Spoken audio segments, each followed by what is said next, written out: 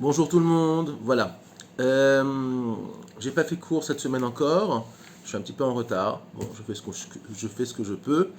Je voulais d'abord, avant de faire un petit cours, c'est plutôt un message, et je voudrais alerter un petit peu les gens, soutenir le Rav Ron Shaya. Malheureusement, beaucoup de mauvaises langues, beaucoup de gens mal intentionnés ont dit oui, sa campagne pour dire qu'on veut Mashiach, etc. Il n'a rien inventé. Malheureusement, je l'ai entendu beaucoup. Il n'a rien inventé. Euh, Ça a déjà été fait. Le Mashiach n'est pas arrivé, etc. D'abord, les rabbanim, quels qu'ils soient, d'où ils viennent, peu importe. Je parle des rabbanim qui sont sincères. Le Rav Ron Shahaya, j'ai eu le plaisir de discuter un petit peu avec lui. Il y a quelques temps, il y a longtemps déjà. C'est quelqu'un de très sincère, je pense, et avec un cœur juif honnête. Donc, s'il l'a fait, c'est qu'il sent qu'il faut le faire.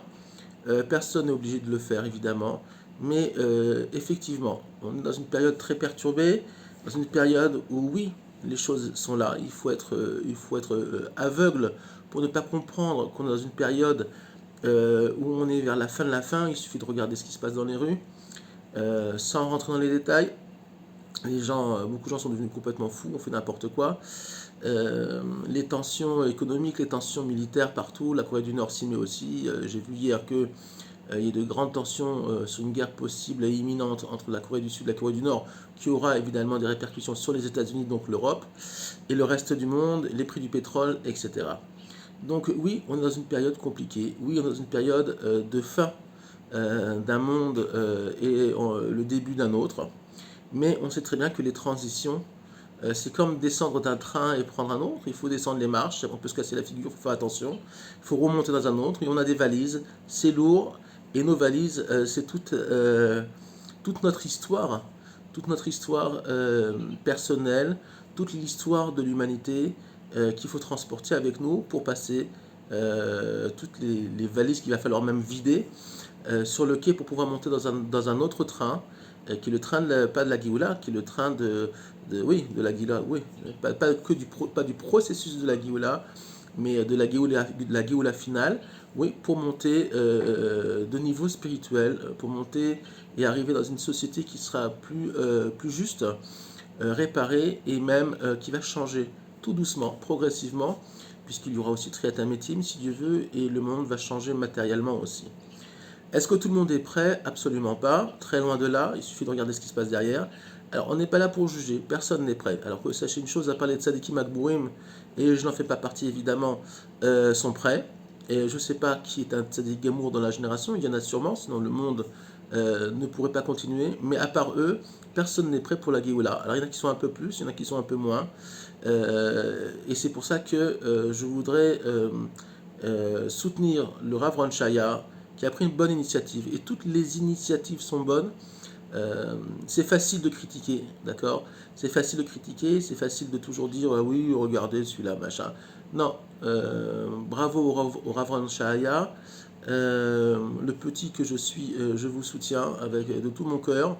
Et toute initiative positive est bonne, quelle qu'elle soit. Ça, c'était pour fermer un dossier.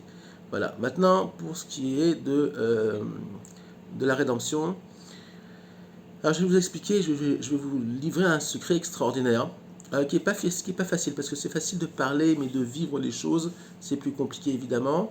Les livres, c'est très bien, mais la vie de tous les jours, c'est autre chose évidemment. Mais la Torah, elle est là pour nous donner des outils, des kelim, pour pouvoir justement mieux vivre notre vie.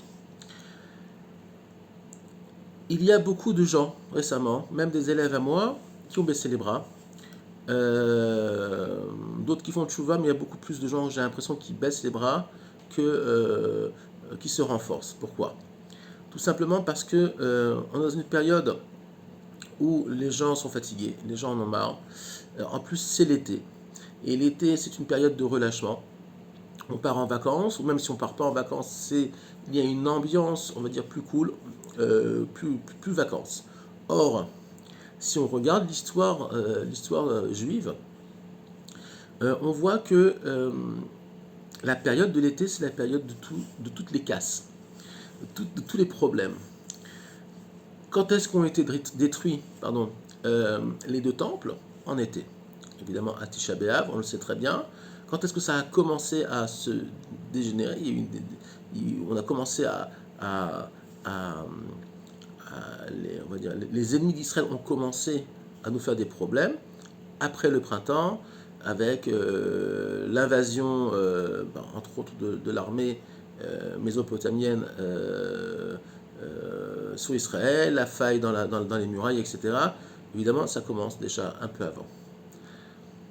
C'est pas pour rien, c'est pas pour rien que à la fin du printemps, à savoir à l'époque de Matan Torah, on reçoit donc la Torah. Pourquoi? Parce que la fin du printemps, c'est donc la période juste avant l'été. Et juste avant l'été, qui est, on va dire, la période de tous les dangers, il nous faut plus de renforcement, plus faire attention. Et c'est là, à ce moment-là, comme par hasard, qu'on va recevoir la Torah à Shavuot. À Shavuot, on va recevoir la Torah. Pourquoi? Tout simplement parce que il va nous falloir des armes. Alors, je ne parle pas historiquement uniquement, je parle de façon plus cosmique, de façon beaucoup plus large.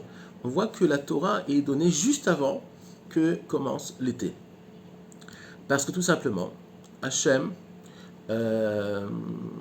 par sa bonté divine, va nous donner des outils, ou va, disons, nous rappeler dans l'histoire que, attention, l'été arrive, rappelez-vous que vous avez reçu la Torah, que la Torah est le plan et le mode d'emploi pour ne pas tomber, aussi et surtout la période de l'été. Alors, qu'est-ce qui se passe en été? C'est un relâchement. Les gens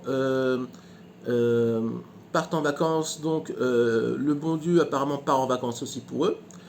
On fait moins.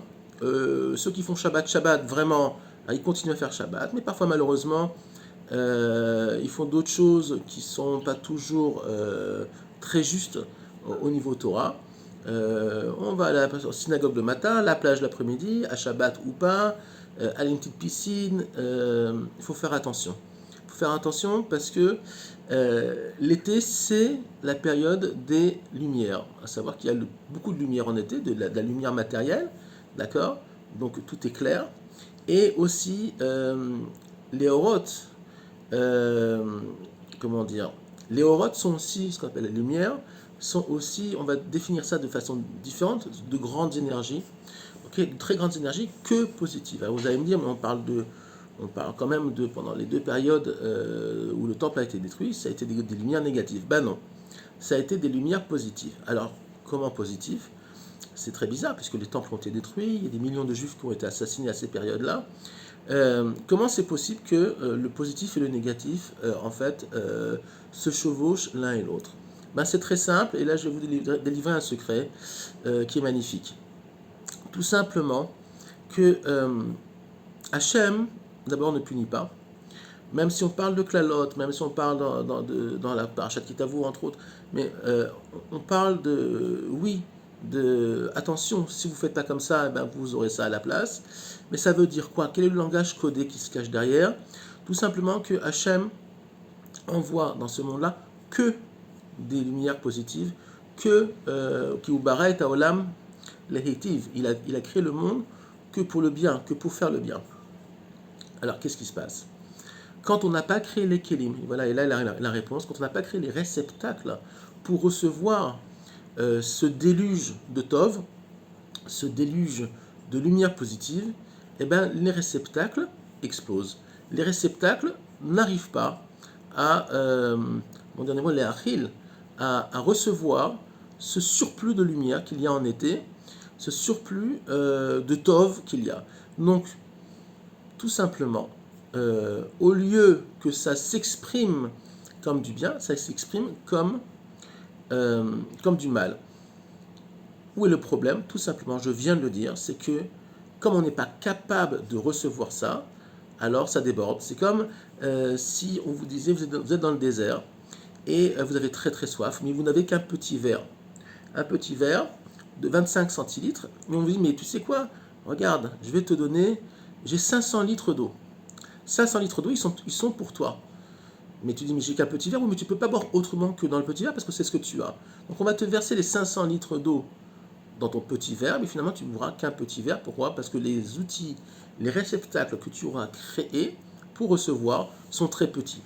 Donc en fait, les 500 litres d'eau vont couler devant tes yeux et ils vont se perdre, tout simplement. Ils vont déborder, ils vont se perdre et finalement tu ne boiras que ce petit verre d'eau au lieu de boire, d'avoir accès à beaucoup d'eau qui vont te permettre de survivre et de vivre là où tu es actuellement. Ben, c'est exactement ce qui s'est passé, entre autres à l'époque du Second Temple, où les élèves de Rabbi Akiva ne sont pas respectés les uns et les autres.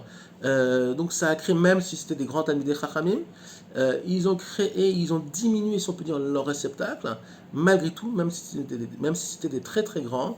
Et de nouveau, à cette période-là, il y a eu un moment où le Tov ne pouvait plus s'habiller sur le monde, même si eux-mêmes faisaient descendre par le mérite de leur Torah beaucoup de lumière positive, beaucoup de oroth, d'énergie très positive sur le monde. Les réceptacles, leurs réceptacles à eux, ils l'ont payé très cher, la plupart sont morts, 24 000 sont morts, et aussi ceux du peuple ont débordé. Alors, c'est quoi, comment on répare cette chose-là? Tout simplement, entre autres, nous dit Rabbi Nachman de Breslev dans le Likutei Halachot, par le biais de Rabbi Nathan évidemment, que la tzedaka. La tzedaka, c'est très important. Pourquoi? Parce que la tzedaka, c'est pas naturel. La tzedaka, il faut, on va dire, ouais, j'ai travaillé dur et tout, puis celui-là, il bosse pas, et puis il veut que je lui donne 5 shekels ou 10 shekels ou 3 euros, peu importe. Et moi, j'ai travaillé dur, je reviens du travail, je suis très fatigué. Pourquoi je vais lui donner? Je gagne dur mon pain, la vie est dure en ce moment. Donc, c'est un acte surnaturel. Pourquoi? Parce que dans la nature du monde, un homme, un être humain, n'a pas, on va dire, tendance à donner. Il a tendance à prendre pour lui. Alors, même si beaucoup, Dieu merci, dans le Ham Israël donnent de la tzedaka, il y en a aussi qui donnent la tzedaka, mais toujours avec une volonté d'être remis en valeur. C'est-à-dire qu'ils veulent recevoir quelque chose, ils ont donné quelque chose, mais ils veulent en répartie recevoir quoi? Entre autres, par exemple, très souvent, des honneurs, qu'on cite leur nom, qu'on mette leur nom sur une plaque gravée dans un hôpital, dans une synagogue ou ailleurs, comme quoi il a fait un grand don à la synagogue, à l'hôpital ou pour, comment dire, une amouta, je ne sais pas comment dire en français, une organisation par exemple caritative. La vraie tzedaka, c'est Ilou Shem, on dit en hébreu, c'est une tzedaka qui est cachée. Ok, je cite toujours cet exemple-là parce que il me fait sourire. Il y avait un homme qui n'avait rien de religieux, très loin de là, que tout le monde connaît, en tout cas des gens de ma génération, qui était Serge Gainsbourg, qui a donné pendant des années des millions d'euros à l'État d'Israël, aux enfants d'Israël, aux orphelins, je ne sais pas qui. Il a donné à beaucoup d'organisations en Israël, surtout pour les enfants, et personne n'a jamais rien su. On l'a su quand il était décédé. Donc ça, c'est de la vraie tzedaka. Ça, c'était un mensch, comme on dit en yiddish. C'est un type qui a fait, alors il a fait plein de bêtises dans sa vie, mais on en fait tous, et il a fait aussi de très très grandes choses, et c'est un vrai acte de tzedaka, à savoir que cet acte qui est surnaturel, si on peut dire, puisque l'homme, comme dit le Bala Sulam, le Ravashlag, ou Mekabel almenat lekabel, vekashelo lekabel almenat leashpia, ça veut dire que l'homme a tendance à toujours recevoir pour lui-même, et une fois qu'il a reçu, il a du mal à redonner cette lumière-là ailleurs. Alors, c'est pas forcément avec de l'argent, ça peut être aussi avec un sourire, ça peut être aussi avec un comportement, même si on n'est pas toujours en forme, même si on n'est pas toujours de bonne humeur, un comportement positif par rapport à ses enfants, par rapport à son époux ou à son épouse. Donc même ça, ce sont des actes surnaturels, puisque dans notre nature, quand on est fatigué, quand on n'a pas envie, eh ben on a tendance à dire, allez vous faire voir, moi je suis fatigué aujourd'hui, et j'ai pas envie de faire un sourire, j'ai pas envie d'être sympa, parce que j'en peux plus. Voilà, je travaille beaucoup, les fins de mois sont pas toujours évidentes, donc j'ai pas envie d'être sympa. Eh ben si, justement, Hachem, justement, quand on est fatigué, quand on n'a pas besoin d'être sympa, c'est là qu'il faut être le plus sympa et le plus, on va dire, le plus redonner le plus de lumière possible. Donc le fait de retourner cette lumière-là n'est pas forcément que par la tzedaka, même si la tzedaka est un acte essentiel, mais c'est aussi un acte on va dire, de tzedaka pour les gens qui vivent autour de nous. Qui est aimé d'Hachem? Celui qui est aimé des hommes. Ok, Hachem, on a un problème dans le sens où on ne sait pas qui il est exactement, mais on connaît ses expressions, comme je dis à chaque fois, par ses schémotes, par ses noms, par les noms divins. On sait comment il dirige son monde. Et oui, on sait comment il dirige son monde. On lui a donné ce cadeau-là, il suffit d'étudier. Il faut étudier avec les bons maîtres. Mais Hachem, lui-même, ça on ne sait pas. Donc nous, on va se limiter à ce qu'on peut. Et c'est déjà, je peux vous garantir, ça prend plusieurs vies pour comprendre un petit peu comment le monde est dirigé par Hachem Itbarach. Maintenant, je reviens au début de ce que j'ai dit. Faites très attention. Vous voyez bien qu'il y a eu encore un accident très très grave en Israël hier, une famille entière avec des enfants blessés. Je ne sais même pas s'ils sont morts ou vivants. Une catastrophe près de Malé Levona, en Judée-Samarine et près de Élie. Il y a eu un très gros accident de voiture. Il y a un type qui a été happé dans une piscine qui a été construite sans autorisation. La piscine s'est ouverte en Israël. Le sol de la piscine s'est ouvert. Il a été aspergé. Comme Korach, il a été avalé par la terre et l'eau. Une horreur. Vraiment une horreur. Et il y a des noyés en ce moment. Il faut faire très attention. C'est pas le moment d'aller à la plage. Alors oui, j'ai mes vacances. Qu'est-ce que je fais? Bah oui, c'est un problème. Il faut prendre les vacances après Tisha B'Av en général. Il vaut mieux travailler avant, comme ça, au moins, on est dans le bain, on est occupé et notre esprit n'est pas, comment dire, ne va pas dans des endroits où il ne faut pas. Et même après, de toute façon, après Tisha B'Av, on va vers la route de Rosh Hashanah, de Yom Kippour. Donc, un vrai juif, il prend ses vacances quand à Chol HaMoed Pessah et à Chol HaMoed Sukkot. C'est pas pour rien. Pourquoi? Parce que Chol HaMoed Pessah, c'est beaucoup de lumière. Ce sont les lumières de la sortie d'Égypte.